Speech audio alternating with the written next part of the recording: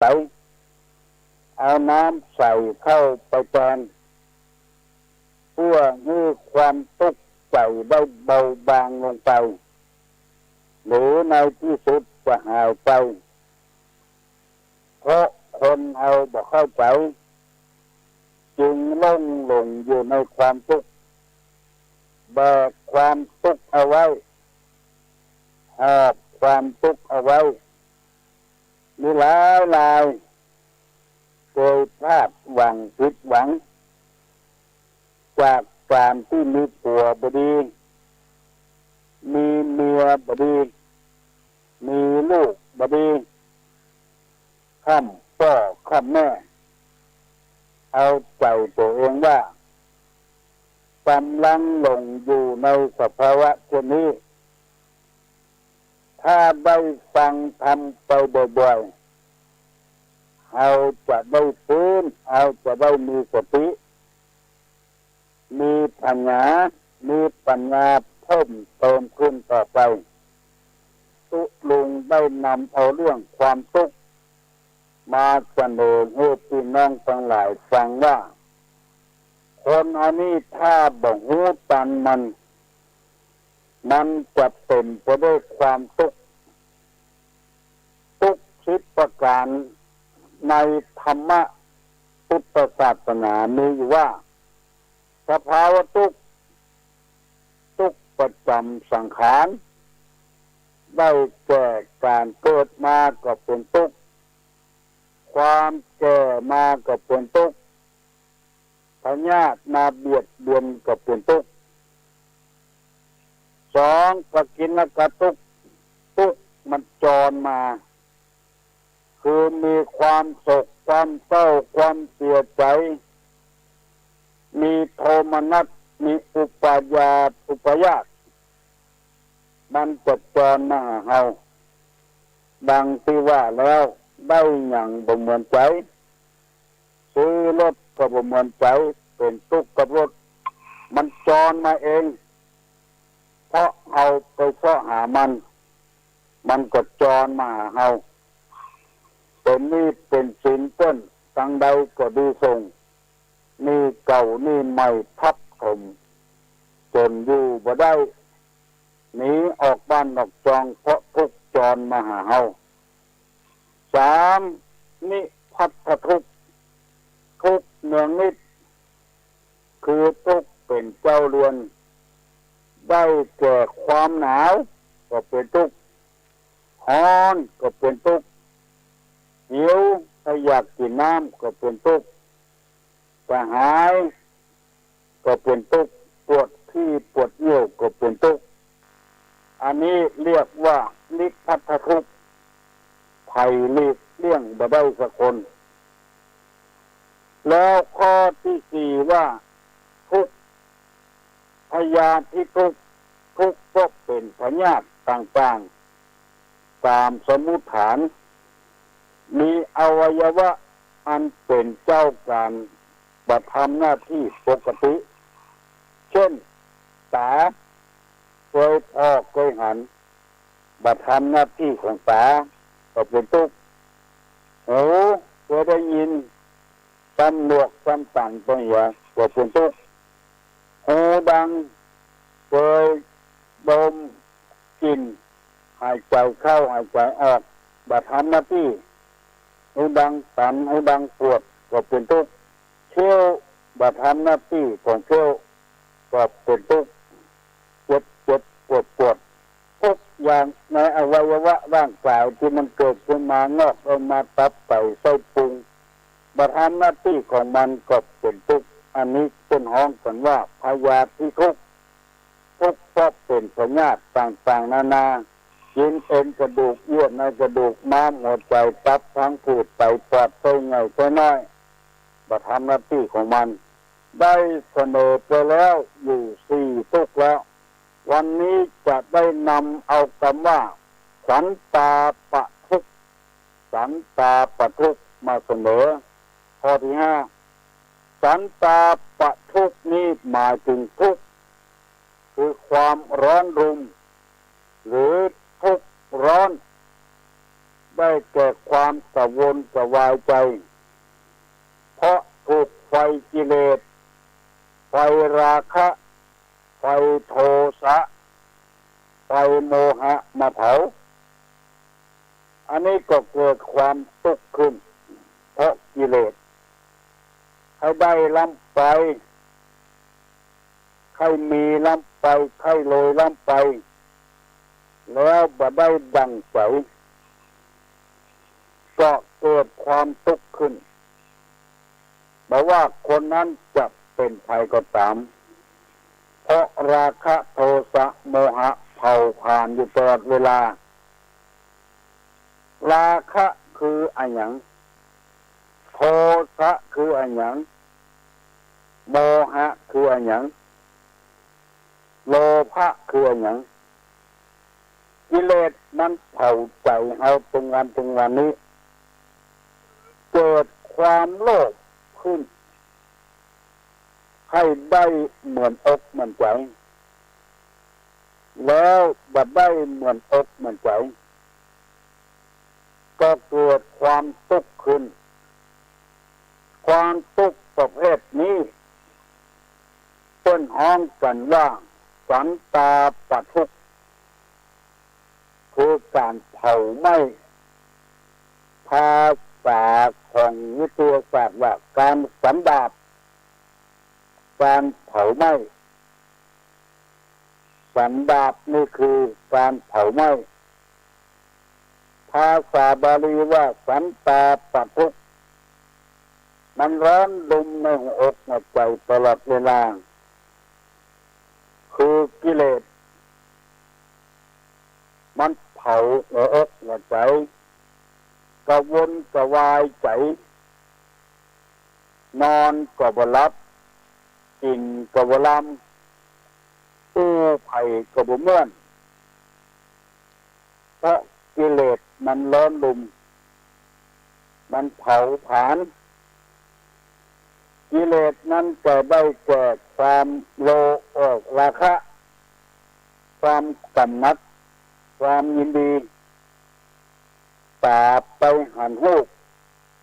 ถ้าได้เมื่อบ่ได้ก็เป็นทุกข์มันเผาผลาญพอได้มาแล้วก็เป็นทุกข์สมมุติง่ายๆว่ากดใจเขาได้ไม่ยิงแม่ยิงเขาได้ปวดใจกิเลสมันจะเผาอยู่ตลอดเวลาไข้หันหน้าหันตากันเมาหากันที่กรรมบักกล่าวพูดว่าบ่ได้หันตาก็ได้หันหน้าหันตุ่มแกขาก็แล้วบ่ได้หันเนื้อก็ได้หันเหี้ยวผู้ใจปีอ้ายใจบานเนี่ยมันกระวนกระวายอยู่เนี่ยมันถ้าเอาบ่หูตันมันจะบ่ม่วนอกบ่ม่วนใจหรือว่าคนรักจากเอาไปแม่ยิงที่เฮาฮักไปติดกับปัจจัยอื่นก็ใจที่เฮาฮักไปติดกับแม่ยิงอื่นอันนี้สังกระวนกระวายใหญ่เลยเสียอกเสียใจความโกรธความเครียดความแค้นสารพัดอย่างมันมีในใจทั้งหมดเผาอยู่ตลอดเวลาพระพุทธเจ้าเป็นที่เคารพสักการะบูชาของเราเพิ่นหันว่าสิ่งเหล่านี้มันบ่ใช่มีบุญมีคุณอย่างมันเป็นโทษเผาพลังใจสันดาปเผาไหม้ทำให้จุดนักเครียดเมื่อเครียดเข้าบางคนจนพอฆ่าตัวตายโดยวิธีการต่างๆความราคะความกำหนัดตาไปหันหู หูก็ได้ยินเสียงหูดังไปทราบกลิ่นลิ้นไปสัมผัสกับรสต่างๆกายไปสัมผัสได้กอดได้ฟันกันได้ต่ำกันใจไปสัมผัสปฏิพัทธ์ต่อกันได้ยิ้มแย้มกวนใจกันเป็นทุกข์ทั้งนั้นท่านญาติโยมผู้ฟังทั้งหลายเขานึกว่าเป็นของดีแต่ว่าในพระพุทธศาสนาว่ามันเป็นไฟมันเป็นความทุกข์เผาผลาญความคิดของเราไม่ได้เสียเวลาหลงอันนี้เพิ่นฮ้องว่าสันตาปทุกข์ได้แก่ความกระวนกระวายใจเพราะกิเลสมันเผาความโลภให้ได้อันนั้นอันนี้มีแล้วมีแถมเอาแล้วเอาแถมบ่พอใจเกิดพลาดหวังผิดหวังมาบ่ได้เหมือนใจไม่เผาจิตใจนี่กระวนกระวายโลภนักลำไปบันดาลโทสะคือความโกรธนิ่งโกรธอันเดียวกันทำด้วยคนเอานี่เสียผู้เสียคนบางทีก็แสดงออกทางร่างกายบางทีก็แสดงออกทางกำปากถ้ามันโกรธขึ้นมาแล้วมันไหม้ขึ้นมาความโกรธนี้ไม่เผาผลาญสันดาปจิตใจคนเอาคือมันร้อนรนอยู่ตลอดเวลาหาความสุขบานหวั่นใจไม่ได้ต้านผู้ฟังทั้งหลายวิธีฆ่าความโกรธนี้คือมีเมตตาธรรมบางทีมันบันดาลขึ้นมาเขาหูมาทีหลังว่ามันเป็นตัวนั้นเป็นตัวนี้เขาก็เลยกินแมงแข็งใจด้วยโกรธเพราะความบ่งูของเขาทำให้เอาบันดาลความโกรธขึ้นมาทำไปเลยเอาใจตัวเองว่าโมนี้เป็นกิเลสทั้งนั้นคือลูกตกมาลุนมาก็เศร้าหมองคนเอาบุกกันตีกันอาฆาตแค้นกันเพราะความโกรธทั้งนั้นแม้แต่คนบริหารประเทศชาติบ้านเมืองนำความเจริญมาสู่ให้ฟ้าประชากรราษฎรหาหนทางทุกวิถีทางที่จะให้ชาวบ้านชาวเมืองได้อยู่เย็นเป็นสุขแต่แล้วมีคนใดคนหนึ่งเกิดบันดาลโทสะขึ้นมาความโกรธขึ้นมาจะมีวิธีเดียวตอนนั้นคือทำลายจะเอาระเบิดขว้างจะยิงจะฆ่ากันก็เพราะกิเลสร้อนลุ่มหมู่ที่ไล่ฟันต้นต่ำถนนหนทางหมู่นี้บ่มีความโกรธความเครียดหยังบ่มีความโกรธความเครียดทำไมจึงไล่ฆ่ากันไล่ฟันต้นต่ำถนนหนทางอันนี้ก็เกิดขึ้นจากโมหะคือความหลงว่าการได้เยอะให้คน ได้ทำให้คนมันเนื่อนจะทำให้คนได้เก่งได้กลัวมีชื่อมีเสียงลงไปทางนั้นแต่ว่าอันนี้คือตัวกิเลสทั้งโกรธทั้งหลงทั้งโลภมันลุมเล้าอยู่ในจิตในใจโลภะโทสะโมหะ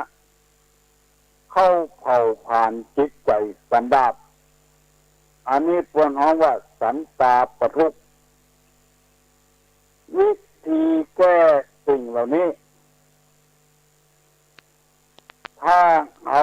พอผลมันแก้ยากถ้าเอาจะแก้อย่างเดียวนั่นก็คือคนเอานั้นมีชะตาชีวิตบ่เหมือนกันบางช่องก็เกิดในตระกูลสูงตระกูลที่ร่ำรวยบางช่องก็เกิดในตระกูลต่ำทุกข์ยากลำบากชีวิตคนอันนี้บ่เหมือนกันคือพอเอาธรรมชาติถ้าพอเอาธรรมชาติแล้วเอาจะได้สบายใจโลภะโทสะโมหะมันจะหายไปธรรมชาติที่ว่านี่เช่นไรเช่นมะม่วงคือมันหน่อยใหญ่เหมือนกันหมดมันเป็นไปบ่ได้เชื้อไผ่เชื้อมันลำไยว่ามันเหมือนกันหมดก็เป็นไปบ่ได้เชื้อไผ่เชื้อมันมะม่วงบางเชื้อก็หวานบางเชื้อก็ส้มสุกแล้วก็ยังส้มอยู่บางเชื้อก็หวานหน่อยใหม่ๆก็ยังหวานอยู่มันเป็นธรรมชาติถ้าเอางูเรื่องธรรมชาติแล้วเอาจะได้สบายใจคนเอานี้มันตรงวันนี้มันหลงอยู่ในวัตถุนักเกินไปมีรถอยู่กันแล้วยังแบบพอใจตัวไปซื้อทันกัน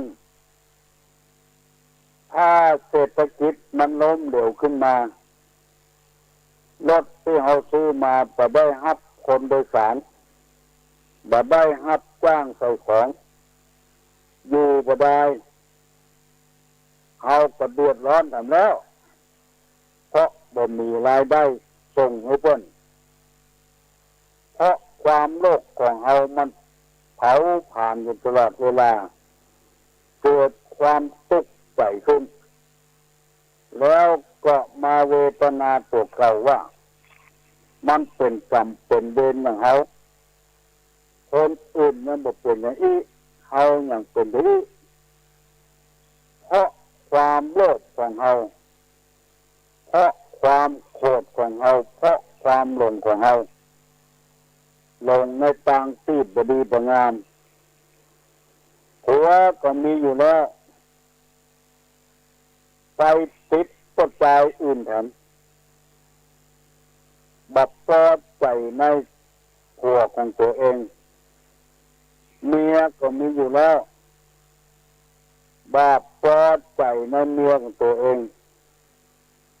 กิเลสมันเผาผ่านอยู่ตลอดเวลาให้ของ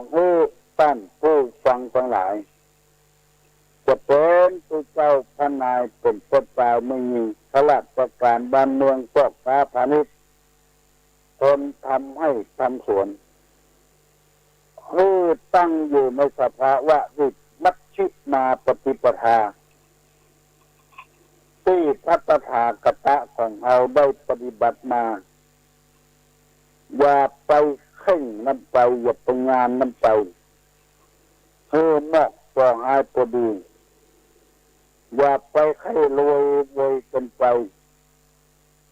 อย่าไปขี้ค้านเกินไปนอกปองอายพอดีขอขอบคุณทุก องค์ทุกท่านที่ฟังรายการเมื่อเช้าวันนี้จะปั่นปอนเนอยกมือไหวเนออายุวัฏโกธนะวัฏโกสิริวัฏโกนัสสะวัฏโกปะละวัฏโกวันนะวัฏโกสุขวัฏโกงนตุสัพพตาทุกขโลกาปัญญาเวลาโสกาจันตุจุปัตตวาอะเนกาอันตะรัญญาภิวินาสันตุสัพพุสัสสะสัพพิติโยวัตสันตุสัพพะโลกโกวินัสสตุมัตโตภวัตสันตะลาโยสุขีติคานุโกภวะอาภิวาตนะสีริสนิจังวุธาปัจจายโนปัตตาโลธัมมาวัฏันติอายุวันโนสุขังพลัง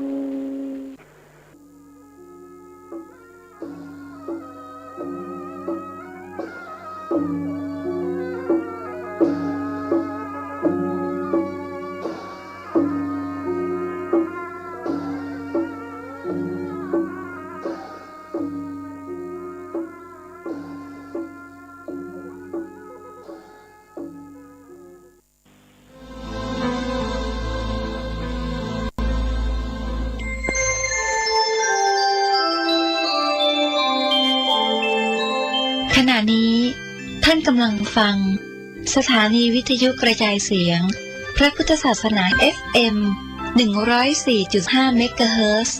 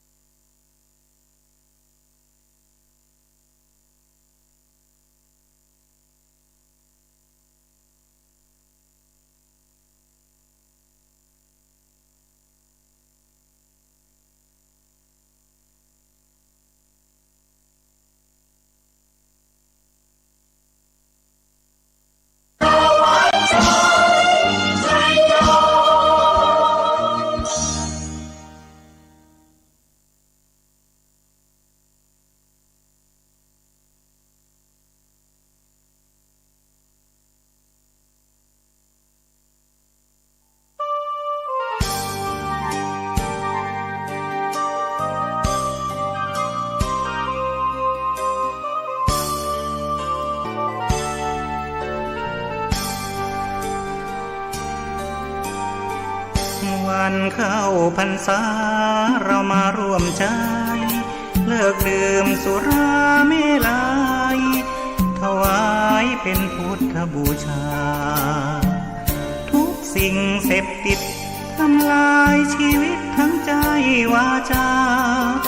ผิดศีลข้อที่